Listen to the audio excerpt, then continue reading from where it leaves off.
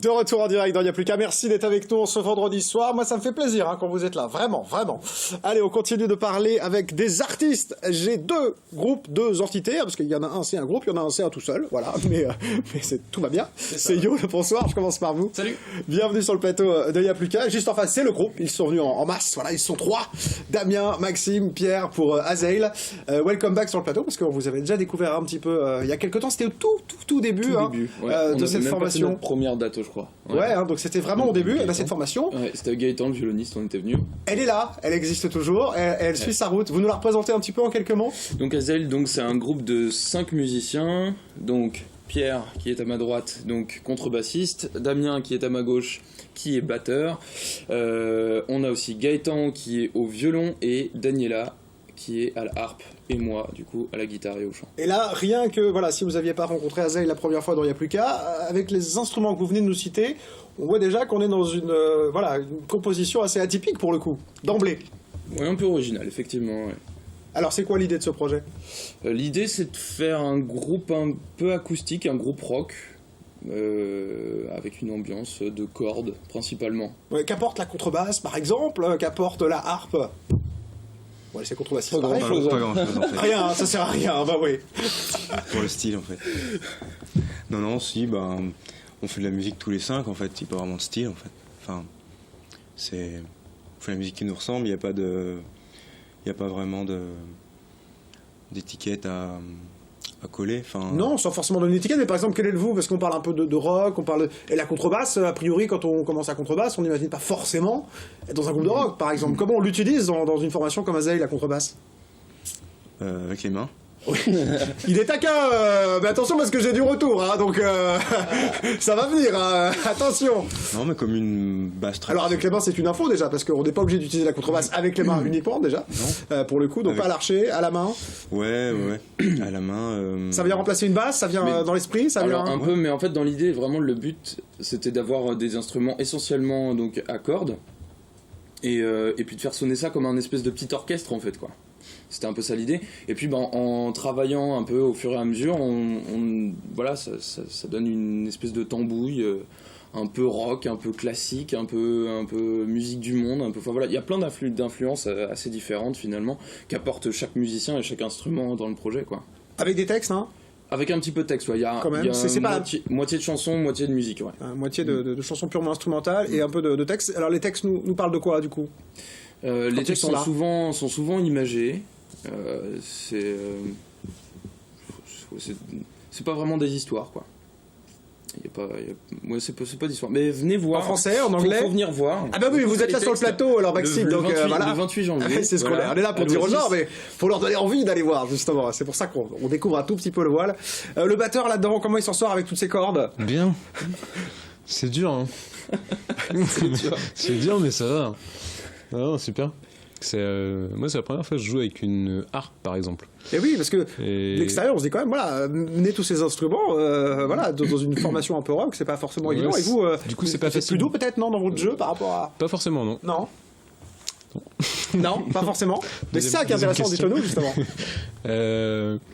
Non, je garde quand même dans ce groupe-là, c'est quand même le côté rock, en fait, au niveau de la batterie. Et c'est ce que Maxime voulait, en fait, avec une batterie, quoi. C'était pas forcément jouer sur le côté tranquille de l'instrument. Faut pas se fier à la harpe, par exemple, ça peut aussi envoyer. Et c'est ça qui est un peu difficile aussi à mettre en scène, puisque les instruments acoustiques avec une batterie, techniquement, c'est pas toujours facile. Mais bon. Vous y arrivez bien. La date, c'est quand? Redites-le, Maxime. La date, c'est le 28 janvier. Voilà, le 28 janvier à l'Oasis. Impeccable. Voilà. Et vous la partagez avec quelqu'un? On la partage avec quelqu'un. Qui est juste en face. Qu'est-ce que c'est bien fait, dis donc. Qu'est-ce que c'est bien fait. Yol, bienvenue. Voilà, mais une punition, là, vous ne connaissez pas, pour le coup. Enfin, de punition, en tout cas, ailleurs, évidemment, mais pour ce qui est de nous, on vous connaît pas. Est-ce que vous pouvez, là aussi, vous présenter en quelques mots? Mais on voit que c'est pas toujours facile, de se présenter. Ouais, surtout que je suis tout seul. Là, vous avez que vous pour parler, ouais. Ouais, c'est ça. Donc, j'ai pas le soutien de l'équipe. Donc, Yol, 20 ans, beatmaker sur Le Mans, beatmaker beatmaker, qu'est-ce que c'est le terme? C'est bien, voilà, il est impeccable. Ouais, non, parce que j'ai l'habitude qu'on me pose la question quand même. C'est tout ce qui est personne qui compose de la musique via ordinateur, avec la connotation quand même d'une influence sur le genre hip-hop.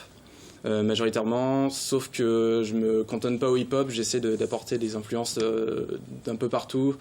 Ça peut être très bien de l'électronique de mon côté, aussi de la musique très symphonique avec des instruments classiques comme le violon, le violoncelle ou la harpe, ça m'est déjà arrivé aussi, ou la clarinette.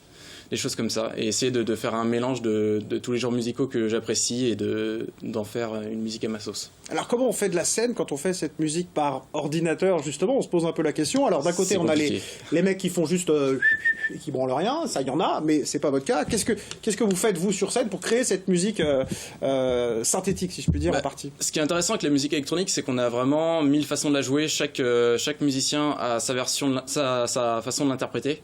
Et c'est vrai qu'il y a des DJ qui pourront appuyer sur un bouton ou essayer de calibrer de sons et d'en faire un mix.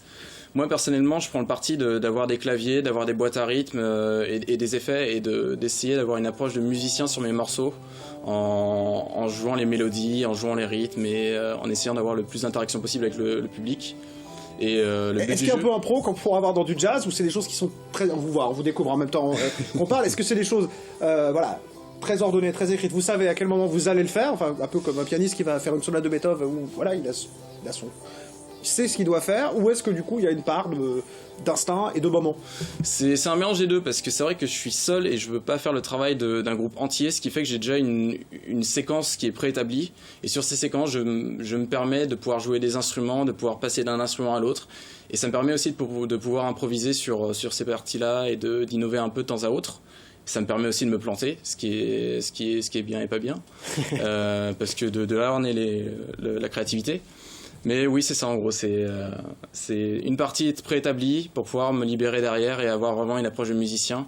Et le but du jeu aussi, c'est de pouvoir faire en sorte que les néophytes comprennent ce que je fais, et que ceux qui s'y connaissent un peu plus puissent aussi apprécier le concert. Mais c'est un peu le sens de la question que j'allais vous poser. Comment les gens appréhendent ça quand vous êtes sur une date après un groupe plus classique, si je puis dire, avec des instruments, même si on a vu que les instruments étaient originaux, mais voilà, et que vous arrivez vous avec vos machines, et que c'est pas une soirée spéciale électro, etc.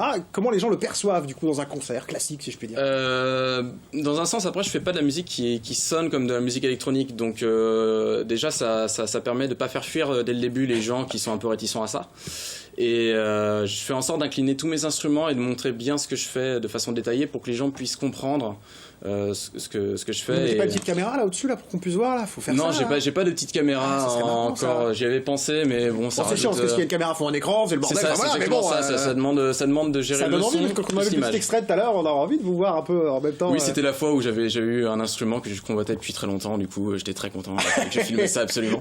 Parce que ça doit coûter cher si c'est tout ça là, parce que du coup là, les machines là, quand on les rajoute. La musique électronique en soi peut ne pas coûter cher, c'est-à-dire pour en faire, on a besoin d'un ordinateur. Et c'est tout. Après, c'est vrai que en fonction des besoins, on peut acheter un peu plus de matériel.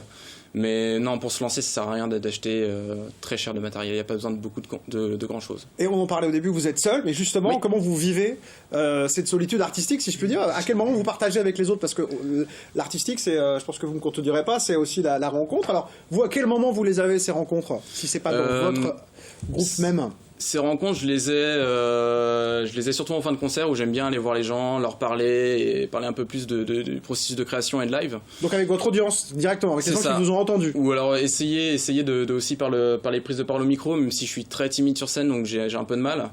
Après, en concert, j'aime bien aussi le côté où j'essaie de faire voyager les gens. Et sur scène, j'ai un petit côté autiste où je joue mon morceau et je me fais voyager moi-même, et j'essaye aussi de partager ça avec le public, c'est ça, ouais. Bon, alors allez le découvrir à Yaul, on était heureux de vous découvrir. Merci. Un peu rapidement, mais vous reviendrez en plateau plus longuement si vous avez envie, si ça vous a plu.